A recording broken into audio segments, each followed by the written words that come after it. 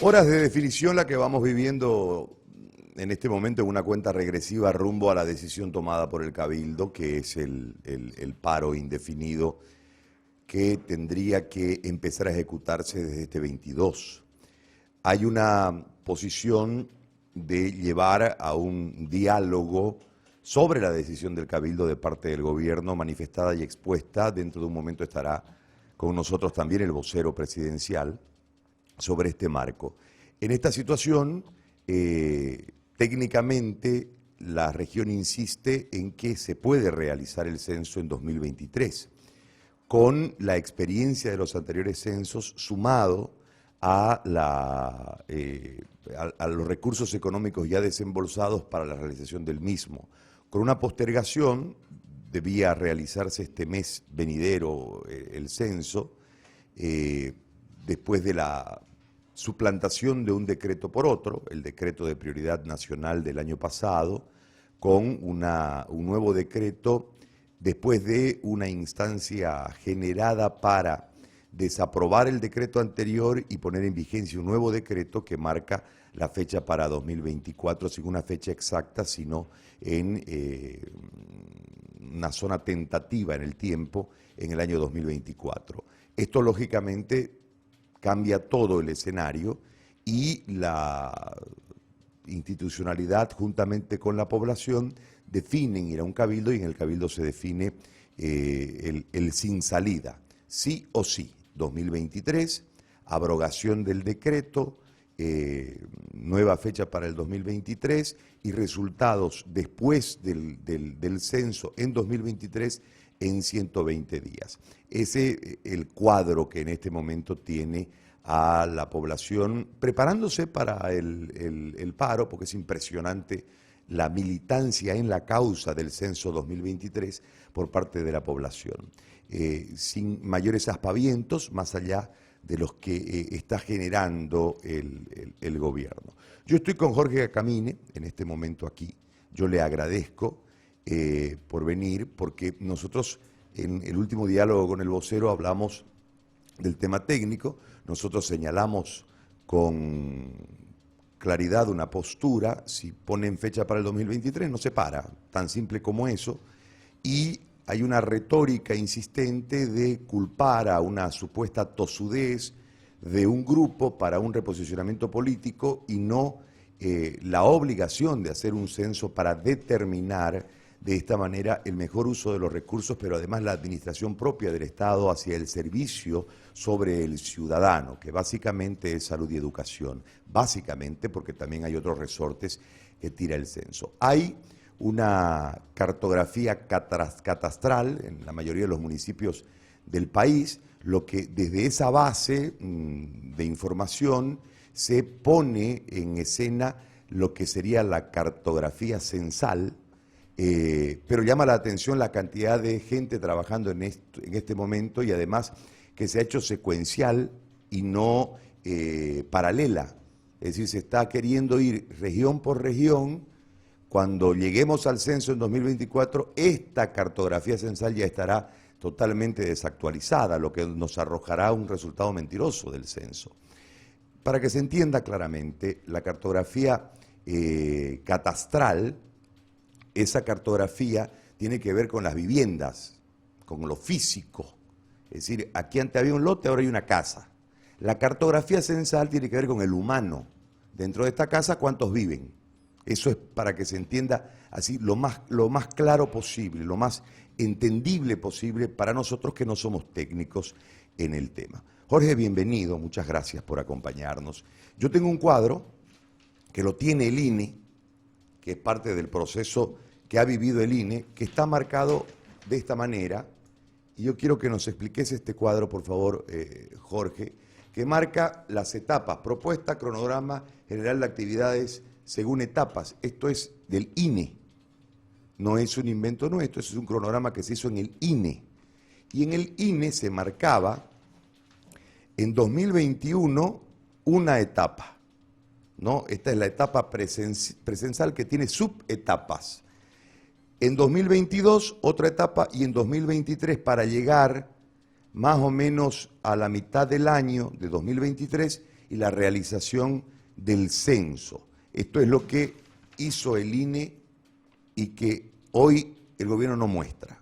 A ver, ¿nos podés explicar, por favor, qué significa la etapa precensal, cómo se realiza y cómo se debiese encarar? Es decir, en qué momento estuviésemos si en vez de hacer la etapa de presencial, desde las actividades secuenciales y paralelas y no secuenciales, para poder llegar a esta fecha que ustedes determinaron en su momento cuando manejaron el INE. Te agradezco y buen día. Buen día, Gary. Muchas gracias por la invitación. Buenos días a todos los que hacen este bonito programa. Y efectivamente, voy a empezar haciendo un comentario, ¿no? Bueno, acerca de lo que dijo el ministro, que mi persona no había hecho nada cuando estuvo en el INE. Yo estuve menos de 3 meses en realidad. Y justamente con los personeros que actualmente están trabajando, hicimos una agenda para poder plantear el proyecto censal. En ese equipo que están actualmente trabajando en este proyecto, por ejemplo, está Iván Márquez y está Betty Pastor. Ellos trabajaron en su momento conmigo como parte del equipo que preparaba este proyecto censal con algunos asesores expertos externos, como ser Ramiro Guerra, como ser Telmo Arce, entre otros, más diferentes asesores internacionales. Había una señora ecuatoriana y una señora paraguaya, si bien no me acuerdo. Más las diferentes reuniones y preguntas que se levantaron con otros INE en otros países, justamente viendo las experiencias. Algo que me gusta hacer mucho a mí, obviamente es parte de mi trabajo técnico, no solamente en estos temas de censo, sino en todo lo que hago, es conocer la experiencia. Y creo que parte de la comisión interinstitucional que actualmente la conformo, de la universidad, tiene esa virtud, podemos decir, ¿no? O eso en favorable. Y bueno, con eso solamente quiero decir que sí, en realidad se dejó un trabajo en el INE, sí, se dejó un avance significativo en muchas decisiones.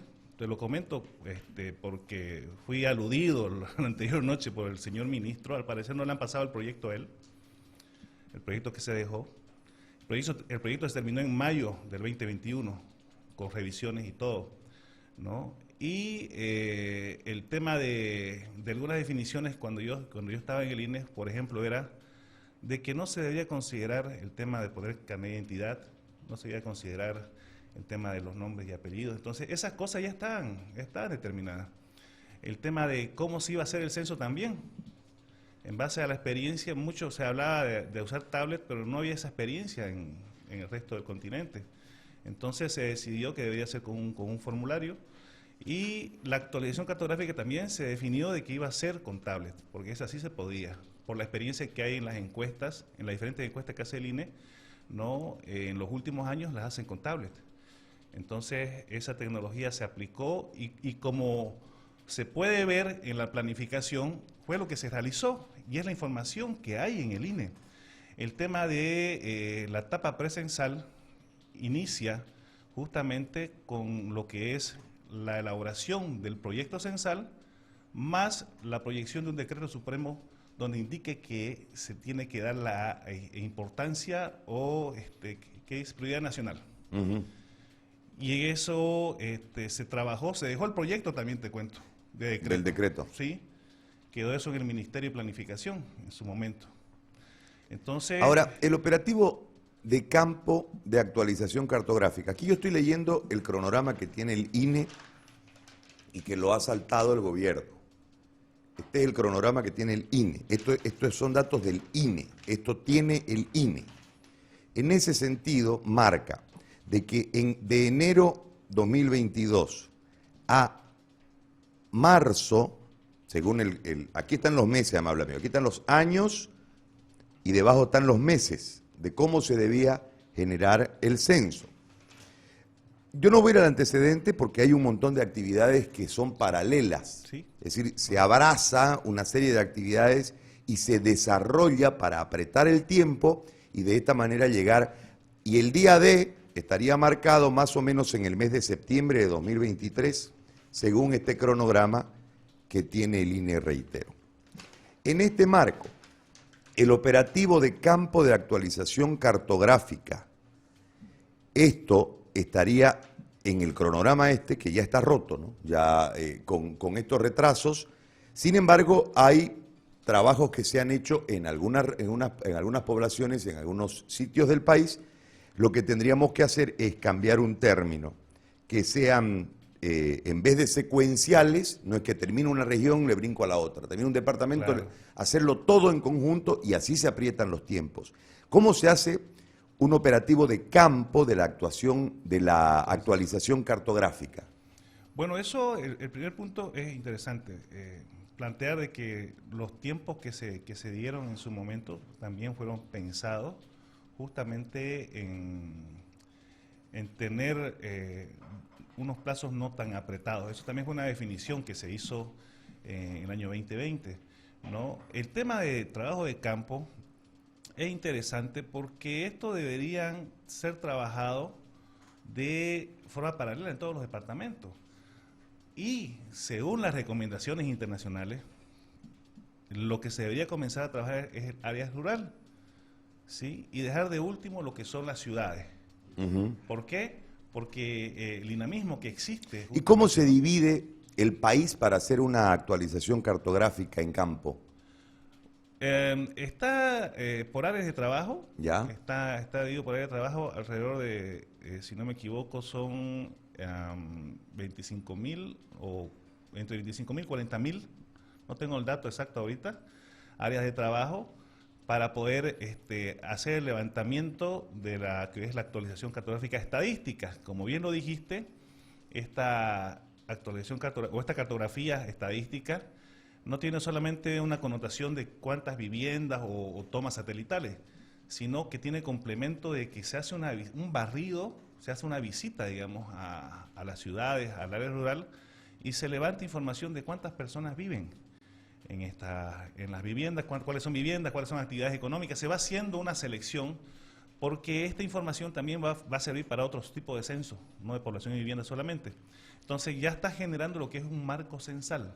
Y este marco censal, ¿no?, va a arrojar como un resultado lo que conocemos como el precenso. Un precenso es ya una estimación, un conteo de cuántas personas viven en el país, en los departamentos y en los municipios.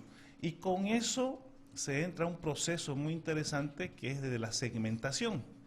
La segmentación está dado, o un segmento está dado, como la carga de trabajo de un empadronador o de un censador, para que puedan entenderle, ¿no? Entonces, se estima que más de 250.000 segmentos se van a generar. Se segmenta el país en 250.000 pedazos. Pedacitos, sí. Ya. Que es la carga de trabajo que tiene un empadronador, ¿no? Que es el principal jugador, se puede decir, en el día del censo, ¿no? Porque obviamente la estructura censal, ¿no?, si bien la base son los empadronadores, también existen los jefes de sector, los jefes de zona, jefes de área, jefes de municipio. Entonces es una estructura censal en cascada, si te das cuenta, justamente para poder, en cierta forma, controlar, ¿no?, el tema de la calidad, ¿sí? Porque el trabajo que hacen los empadronadores va a ser revisado y constatado por los jefes de sector. Ahora, la cartografía censal que en este momento se va diseñando en algunas regiones, cuando llegue la realización del censo va a quedar nuevamente desactualizada, ¿no? Eso es lo preocupante. Porque en 2024 estamos hablando de un periodo de tiempo demasiado largo y la gente está viva, pues, se mueve, ¿no? Claro, exactamente. Por eso es que, si te das cuenta, en la planificación que mostraste, está un trabajo de prácticamente un año, sí, un año son 12 meses, ya en lo que es trabajo de campo. ¿Sí? Este tiempo se lo determina en base a las herramientas que vas a utilizar para realizar estas actividades. Es decir, obviamente no solamente son recursos humanos, también hay que ver todo el tema logístico. Nosotros, ¿qué recomendamos para poder retomar el tiempo perdido? Porque ha sido eso, en la idea de empezar por diferentes departamentos y como que ir mordiendo en diferentes zonas, lo que ha hecho es perder un tiempo valioso. ¿Y se lo puede recuperar? Sí, porque no vamos a decir que estamos en cero. Hay avances que se han hecho. El año pasado se trabajó justamente en toda la que es la conformación de los equipos de trabajo, ¿no? De los manuales, de los formularios que se iban a ocupar en la actualización cartográfica. Porque esto tiene diferentes etapas, de repente un poco complejo el entendimiento, pero siempre es bueno explicarlo, ¿no? Se tiene que generar primero una cartografía base, como se dice, pero la cartografía base no es que nunca antes hubieran hecho censo en Bolivia.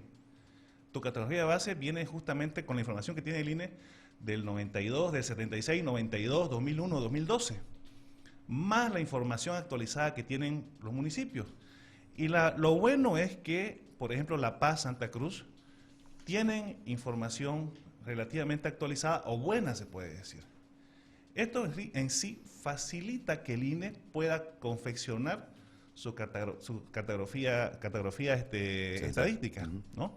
Entonces, eso es lo que ahorita está en discusión y es lo que, en cierta forma, con los números que nos plantea el INE, en realidad, más el avance que nosotros entendemos que hay, no debería ser más de 5 meses y medio, 6 meses lo que faltaría de trabajo, ¿no? Y esa es la argumentación principal para decir que el censo se puede realizar en el año 2023 y no esperar hasta el año 2024.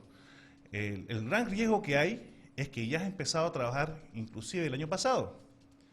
Y entonces todo ese trabajo puede quedar desactualizado, puede ser que no tenga la funcionalidad necesaria justamente en los meses que se determine cuando se realiza el censo. Entonces, ese es el peligro que hay, que es latente, ¿no? El tema de no hacer una actualización cartográfica en el menor tiempo posible, con los tiempos ajustados, y obviamente el tema de las actividades secuenciales, no sé de dónde lo han sacado eso, pero las actividades paralelas se hacen.